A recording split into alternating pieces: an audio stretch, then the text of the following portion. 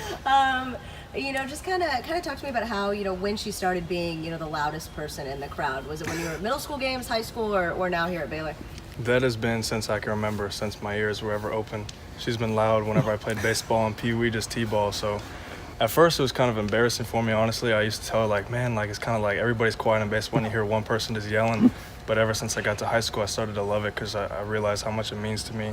Knowing I can hear over 50,000 people or we're losing by 30, and I hear my mom screaming for not me, just the whole team, everybody. So it's nice hearing, just having her support wherever I go, whatever I do.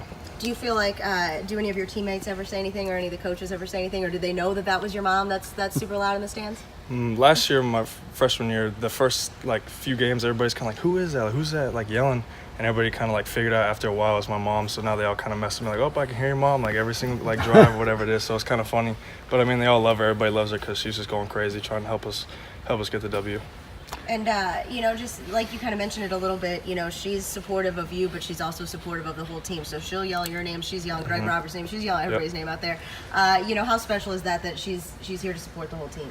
Yeah, she loves the whole team. She'll hug, whenever we all walk out after our away game, she'll hug the whole D-line or even Coach O or anybody that walks by. So she supports the whole team. So it's not just me. She loves everybody. She wants us to be successful as a team, and obviously me to be successful. But me being successful means the whole team is. So it's nice having her there. What's it like?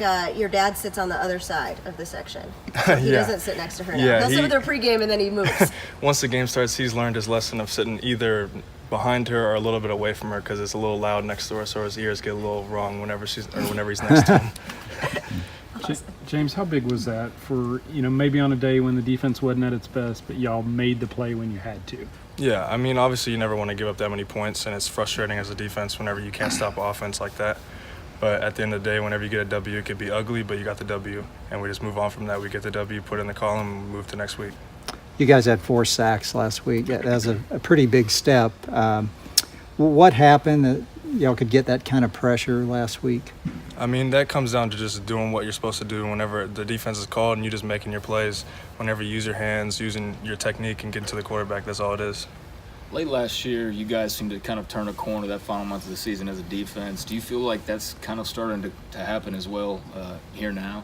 I feel obviously as the season goes on, everybody gets more comfortable and you know the defense better. So whenever situations come up, you don't freak out. You just settle down and you figure out what you got to do to solve the problem. So as a defense, we're getting better at that, but we've got a long ways to go in every aspect of defense. So, where do you feel like you've improved the most this season?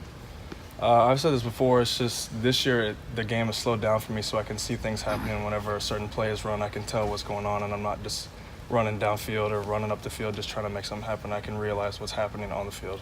Have you seen offenses trying to block you differently, knowing now what kind of a player you are?